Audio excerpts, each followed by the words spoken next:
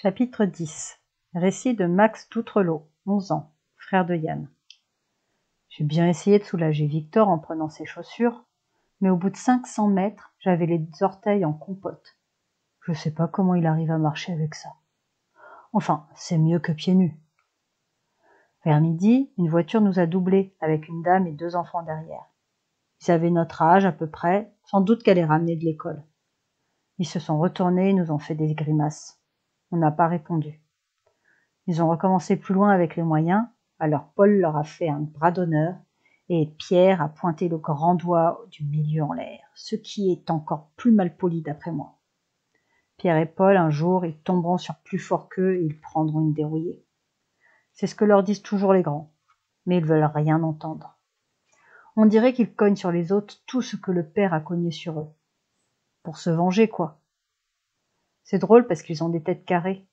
On se demande si elles sont devenues carrées parce qu'ils sont cogneurs, ou bien s'ils sont devenus cogneurs à cause de leur tête carrée.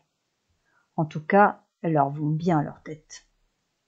Au collège, ils ont peur de personne. Le jour où on est entrés en 6e, Victor et moi, il y a un grand qui s'est moqué de nous. Il échangeait nos casquettes et nous présentait en faisant semblant de se tromper. À ma droite, Doutrelau, à ma gauche, non, à ma gauche. Tout le monde se marrait en nous regardant. Nous, on souriait parce qu'on voulait quand même pas pleurer le premier jour. Là-dessus, Pierre et Paul sont arrivés. Ils n'ont pas mené l'enquête pendant 3 jours pour savoir le pourquoi du comment ni l'âge du capitaine. Ils n'ont pas dit un mot. C'est parti tout de suite. Des grands coups de cartable à bout de bras. Le gars est tombé, mais ils se sont pas arrêtés. Au contraire, ils se sont acharnés sur lui.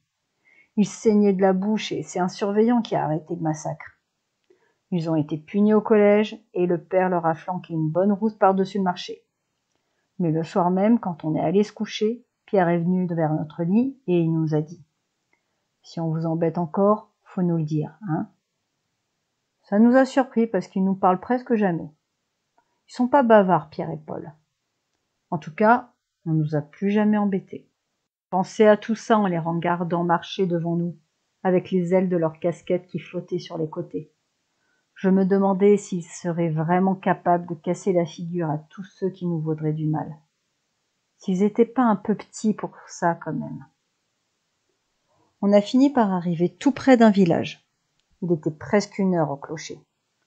On s'est caché dans le petit bois juste à côté. Les 2 grands ont posé le sac et nous ont dit de les attendre. Ils allaient chercher à manger, qu'ils revenaient tout de suite.